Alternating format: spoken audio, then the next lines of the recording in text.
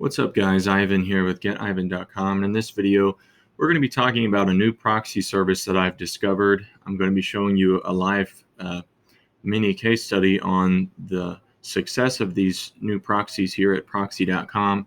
I'm going to be talking about some shifts in strategy using the Webshare proxy framework. And basically what we're talking about here is a further optimization of how I'm using proxies in conjunction with Scrapebox in particular, and why I think these two proxy services are some of the best combinations available right now for Scrapebox. So basically, one of the best places that I have found recently to learn about alternative proxy services is the Black Hat forums over at Black Hat World. And I've been testing some services over here for a couple months or more recently. And if you take a look at this section here under proxies for sale under the marketplace, there are a whole lot of services there. I think that I clicked down through pretty much everything on the first page. And so all the stickies I've clicked through, and all these that keep getting bumped. And I might have gone another page, but I don't recall. So I went through a lot of these in the past month or two, and I looked at the criteria on paper and basically just scrutinized which ones were even potentially viable for Scrapebox. One of the issues with Scrapebox, as I've talked about in my past proxy videos, is it's a bandwidth hog. You can see my plan renews on the 10th. It is currently the 27th as of this video of December 2020, and I've already used 4.7 terabytes. So, and the projected usage is 15, and that's even after now I'm using proxies.com to essentially do the heavy lifting on the URL scraping. So, and also Webshare is significantly increasing their prices. And I've talked to support about this, and they say that if you have subscribed, in the past, if you contact them, then they will grandfather you into a permanent discount on your proxy plans. So make sure to contact support if you're with Webshare, and they should do that for you if you've been subscribed to a lower plan. If you're on a lower plan now, it won't be a problem. But if you try to make an adjustment to your plan, it will shift you up to the new model. And that's what happened to me, because I added more on-demand refreshes, because, with how much I'm doing, when I collect the URLs, I found myself needing more on-demand refreshes. So I kind of messed up, and I spent way more money than I should have before I contacted support, because I needed the scrapes, and spent way too much money on this particular month. But what I'm getting ready to do is I'm getting ready to drop this back down to 1 refreshed per month. And it's a whole lot cheaper that way. So if we were to take a look at browse plans, now we're just talking about Webshare real quick, because I want to show you guys how you can use these two services together to save a lot of money. So basically, Webshare, this is a Datacenter proxy, and then, but what's great about it is you get a lot of connections. So you want to come here to browse plans, and then go to build your own. And then you want to go to custom count. Now, in past videos, I've talked about you want to do a little bit more than whatever price break you're looking at, because you'll get the price break for the next level if you just do a little bit more. So if you're at 500 proxies with, you do want to go, I think you want to go unlimited. You could maybe try just the 5 terabytes. It's not enough for me because of how many orders I'm processing, things I'm doing, but unlimited is good. And then under replacements, let's see, replace individual proxies. Oh, this is new. So I wouldn't mess with this one. You want to do on demand, and then you want to go to probably 1 refresh, and that puts it at $100, or about $100 a month. So for some folks that may be too much. Now that's including the high concurrency, and that's one of the great things about this, is that these proxies can hit a lot of things for really cheap with a high level of multiple concurrencies. You can see here It's like, and support told me it was, I want to say it was somewhere around 3,200 or 3,000.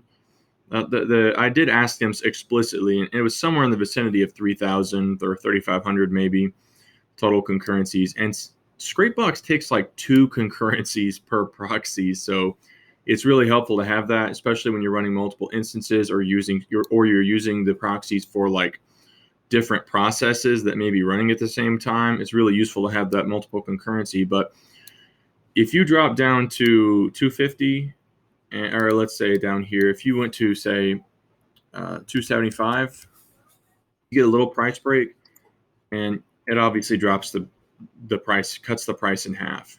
So it depends on your budget. Like you might not need a whole lot if for your purposes, if you're just running it from one machine. But basically, you want to get some quantity over here with high concurrency, and then maybe 1 refresh per month. You can do it automatic or on demand. It's up to you how you want to do it. You could, moving forward, I will probably do it automatic because you can run across multiple sites at once. In terms of like independent sites, the bigger entities with a whole lot of multi-threaded connections will burn you out more quickly. But the purpose of these proxies at this point for me is to scrape the emails and the phone numbers and the URLs from the regular business websites. That's what they're useful for, because I can get a lot of connections and hit most websites. There are some things that it can't do. Actually, these proxies, I believe, can scrape Facebook. I did a scrape the other day on an order, and I was surprised to see that on the Facebook pages they were able to pick up the emails. So I haven't tested them with all social entities, so just know, like, I think that they don't work on LinkedIn. They don't work on, obviously, regular Google Web Index, but they can actually access Google Maps. I don't know how quickly they can process that information, or if they'll get, a reCAPTCHA thrown up. But just keep that in mind. These are still very versatile proxies, and I still am a big fan of using them. But they're still not going to be able to hit some of the higher entities. So now that brings us to, well, first of all, I looked into a lot of different things. Most things on paper simply don't meet the criteria for Scrapebox. There's a huge bandwidth requirement and a huge concurrency requirement for Scrapebox,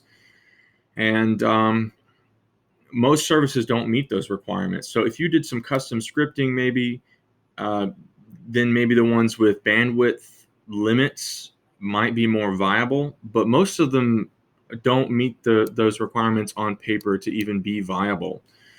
Now, I've seen this service for a while, but one of the problems is, and I'll be talking to the guy who runs this about it, trying to encourage him to improve his sales copy. The sales copy could be improved a great deal to really better articulate the features of the IPs that he's offering, because the IP6s in particular, not only is it affordable, like here's 50 cents per proxy. So if you did 250 times 0.5, that's 125 a month. I think that's how much I'm paying right now. But what's crazy about this, he doesn't advertise this, but he told me in a message, there's no limit to the concurrencies on these proxies. So if you get, and I've tested it with 250, and I can run 500 connections on 250 proxies. I could probably go higher than that, but I'm concerned about maybe starting to burn out for particular entity I'm hitting. But it's unlimited rotations, and it's as quick as a minute. So what you have to keep in, here's the downside to this. So it's amazing, like it's really affordable, and it's unlimited rotations, rotates each minute, and the pool is huge. I'm not sure where it is. It might be on, let me reopen that under history. I bet I can navigate there really. Actually, is this the thread? Oh, this is the private conversation. Let me do a proxies. Here it is. Oh no, that's not it. That's a different.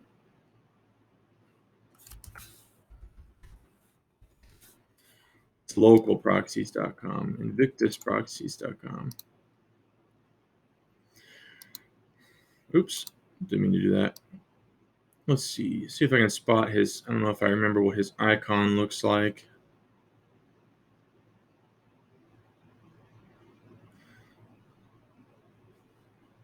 There's a sales page somewhere here for it. And on the sales page, it has this ridiculous number in the proxy pool, because I don't know if you don't know about how proxies work. I'm not going to go into the details. It's terribly boring. But the short of it is that IPv4 is an older type of proxy, like sort of technology that a lot of stuff is still based on, but they don't actually make new IPv4 proxies. They're basically purchased or rented in large batches from tech companies.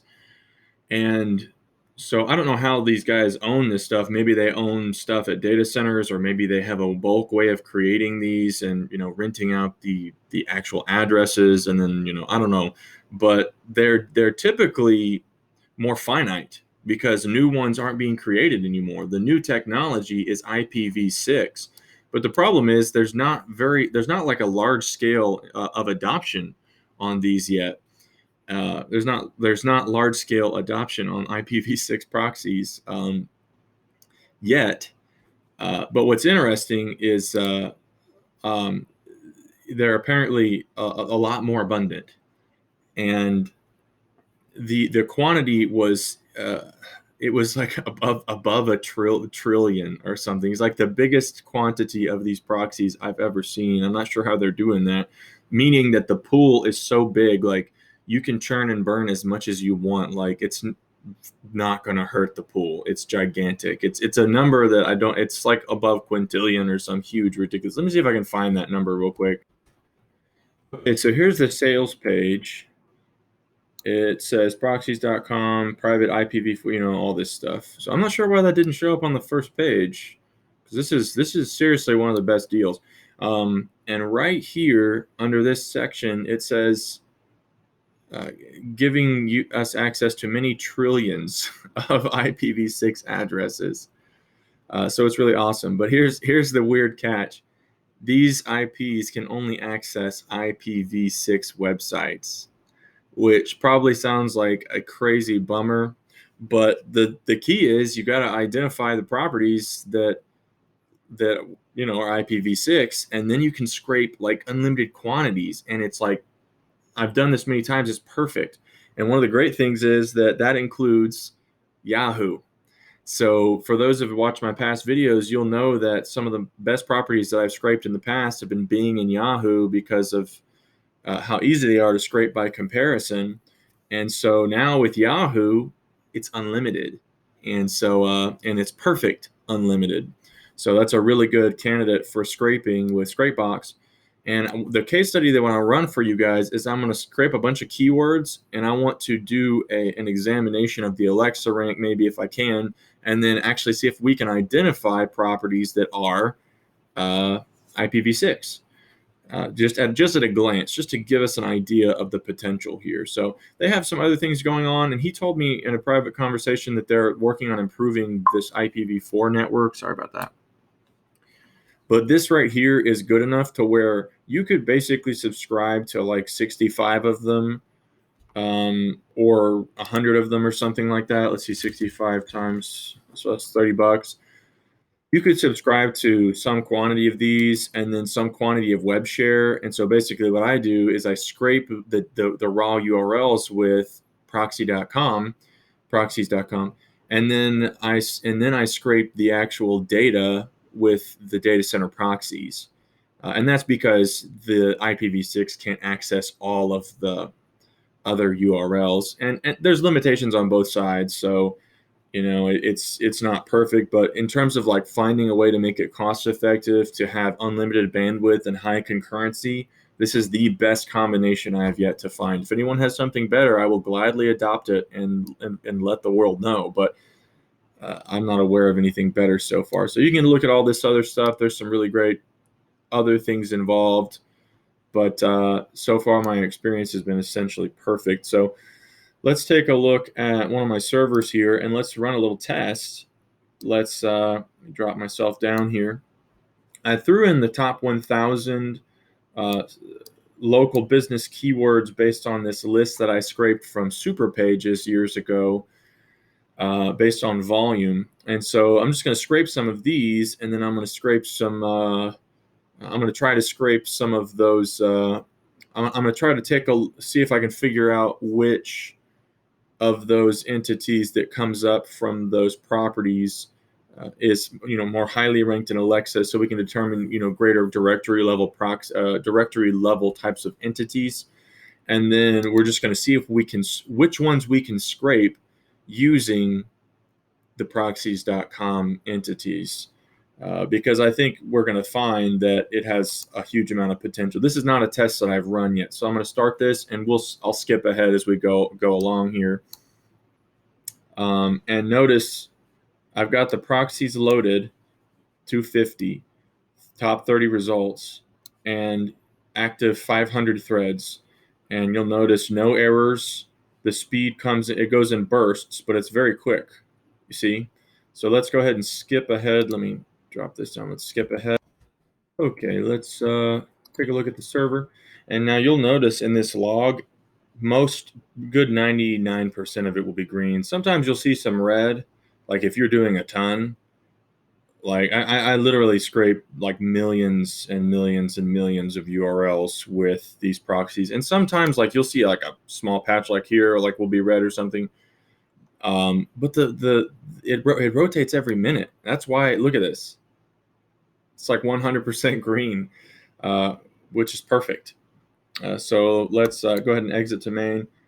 Only about 18,000 URLs, so that's not really a ton. These were just generic, like at a glance. If you combine it with locations, it'll be much, much bigger. But let me blow this up real quick. Let's see if we can just grab some of these. It may not be a big enough sample. Let me see.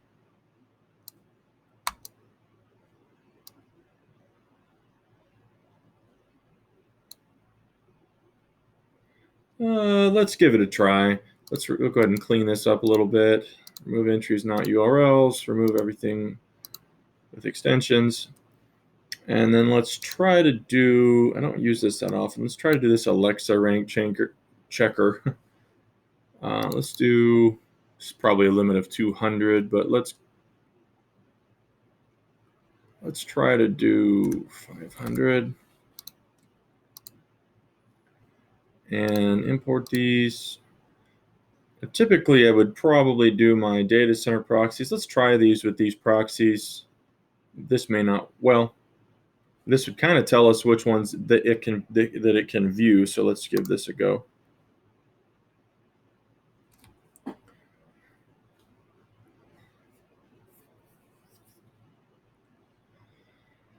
So the ones that return errors probably can't be viewed with these proxies. You see how quickly it's going. Let me go ahead and skip ahead.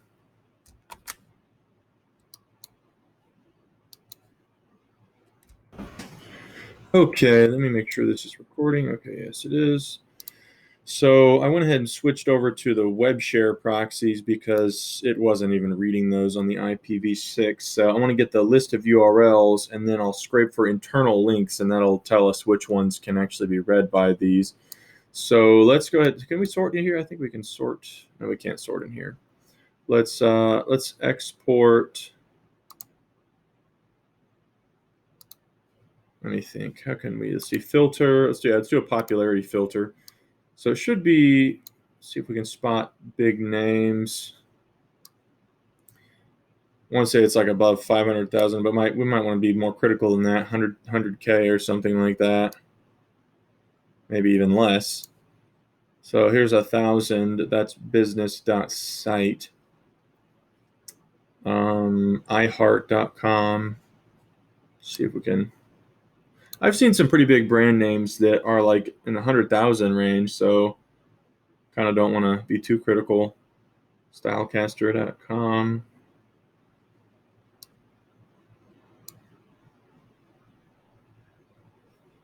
bbcgoodfood.com. Let's go ahead and do 100K. So let me filter popularity value of 100K or greater. Can I count? Let's see. Let's go ahead and export this to the harvester grid. Oh, let's clear this and let's export it to the harvester. So it went from 18K to 12K. That's clearly, well, actually, let's remove by duplicate domains and trim to root. Let's see, trim to root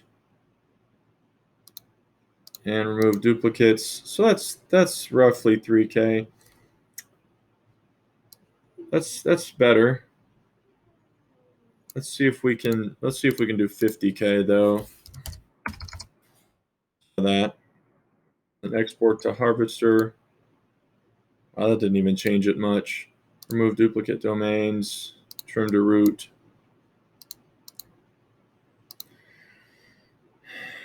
Yeah, still a little bit high, but let's go ahead and run this because that's not too bad. That will take no time basically. Let's run this with the link extractor, and let's just purely do internal links. Let's load this. Actually, before I do this, let me make sure I load my correct proxies. And then let's go add-ons, link extractor, internal. And the settings should be, I'll leave it at 500. Should be able to run that just fine. They're unique domains, so why not? You know? Okay, should be good to go. And anything that it can pick up would be an IPv6 entity. So right there, buffalo.edu, office.live.com. Oh, okay, live.com. That's a Microsoft entity, right? That's interesting. Well, that's Google right there. I would be surprised. I've tested these on Google and they haven't worked, unless the guys at proxies.com have made an adjustment. That would be awesome if they worked on Google. I mean, not that it's a huge deal, but it would be an advertising point. Realestate.boston.com. Let's see, CNN, or maybe just the blog, some blog variation of CNN. Fox News. Maybe some of these wikis. AOL.com, maybe. I mean, doubtful. But difference between .net, that's definitely one. Huffington Post, nice. Lifehack.org, hey, that's a good one. Miami-Dade.gov, only in your state. PBS, hey, that's cool. PC Mag, that's a legit one. Pals.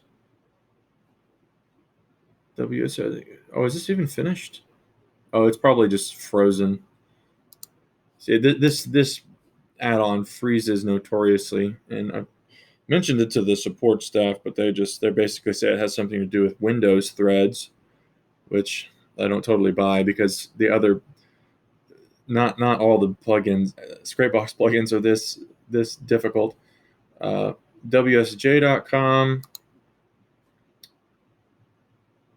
Wow, this Google entity, that's a subdomain, but still kind of makes me wonder. Kind of want to run a test here. Is this got? Let me see. While that's processing, let's run a quick test. I don't think this is going to work, but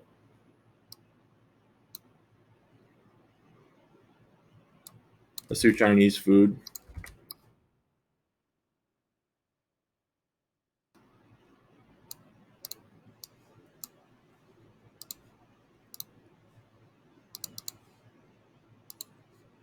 I forgot what oh, okay.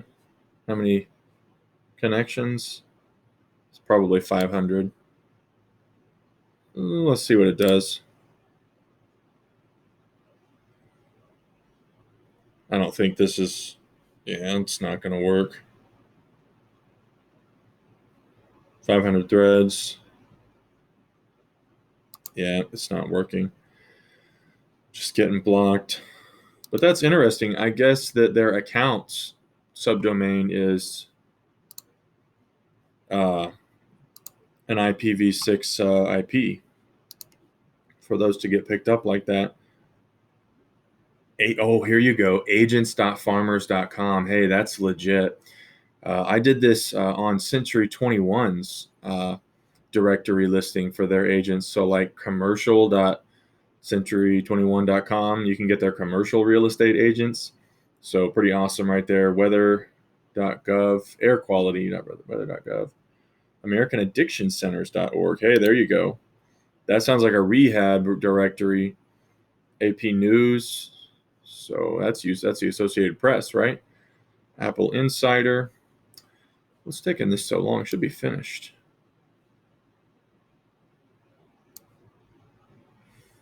It's probably getting hung up because some of these are just querying forever. But the point I wanted to make was simply, oh look, shopping.google.com. Awesome. I wonder if this works.